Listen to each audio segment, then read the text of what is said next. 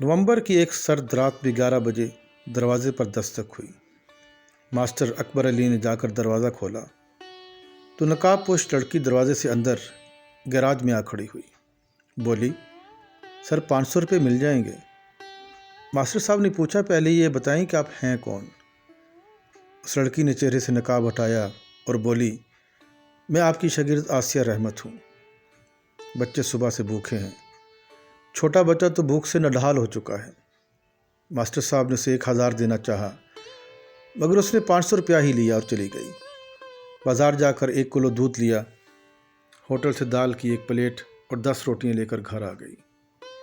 آسیہ رحمت ایک ایسی لڑکی تھی جو صبح دوپہر شام سوٹ بدل کر پہنا کرتی تھی۔ سونے کا چمچ منہ میں لے کر پیدا ہوئی۔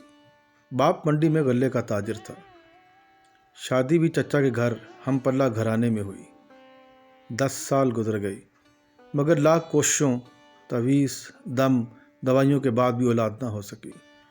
ایک رات آسیہ نے تہجد پڑھی اور دعا کی کہ یا اللہ، میری قسمت میں لکھا رزق کم کر کے مجھے غربت دے دے، اس کے بدلے مجھے اولاد چاہیے۔ میں ہر صورت ماں بننا چاہتی ہوں، مجھے رزق اور مال و دولت کی حرص نہیں ہے۔ اگلی صبح خاوند کو دل کا دورہ پڑا اور دکان پر وفات ہو گئی۔ سارا کاروبار 3 بھائیوں نے سمیٹ کر بیوہ کو یہ کہہ دیا کہ وہ مقروض تھا۔ آسیہ کی شادی اس کے ایک نکھٹو اور جواری دیور سے کر دی گئی۔ شادی کے بعد وہ نشہ بھی کرنے لگا۔ اللہ نے 7 سال میں 3 بیٹے اور 1 بیٹی دی۔ خاوند اب نشے کی اس حالت میں ہے کہ بازوؤں پر بلیڈ سے کٹ لگا کر ان کے اوپر کوئی پاؤڈر ڈالتا ہے، ٹیکے لگاتا ہے۔ گھر بیچ کر جوئے میں ہار چکا ہے۔ کرائے کا مکان ہے جس کا کرایہ آسیہ لوگوں کے گھروں میں کام کر کے ادا کرتی ہے۔ ہمارے حق میں کیا بہتر ہے وہ ہم سے زیادہ ہمارا خدا جانتا ہے۔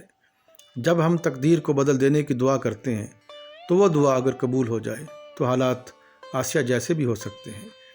ایک نعمت سے محرومی نہ جانے کتنی محرومیوں اور آزمائشوں سے ہمیں بچا رہی ہوتی ہے، اور اس ایک چیز کے حصول میں اپنا سب کچھ داؤ پر لگا کر خدا کے لکھے کو بدلنے کا اسی سے سوال کر رہے ہوتے ہیں۔ ایک اسپیشل بچے کی ماں چاہتی تھی کہ اس کا بچہ ٹھیک ہو جائے یا مر جائے۔ اس نے خدا سے دن رات یہ دعا کرنا شروع کر دی۔ بچہ وفات پا گیا۔ خاوند نے دوسری شادی کر کے اسے طلاق دے دی کہ اس سے اگلا بچہ بھی معذور ہی ہوگا۔ جب تک وہ بچہ زندہ تھا اس کا خاوند بیوی سے ایسے محبت کرتا تھا جیسے محبت کی داستانوں میں مجنوں اور رانجھے کا کردار ہو۔ جس بچے کو وہ آزمائش سمجھتی تھی اسی نے تو ایک بڑی آزمائش روک رکھی تھی۔ کبھی بھی آزمائش مشکل منہ سے نہ مانگیں۔ ایک خاص نعمت کے لیے میسر نعمتوں کے چھن جانے کی دعا نہ کریں۔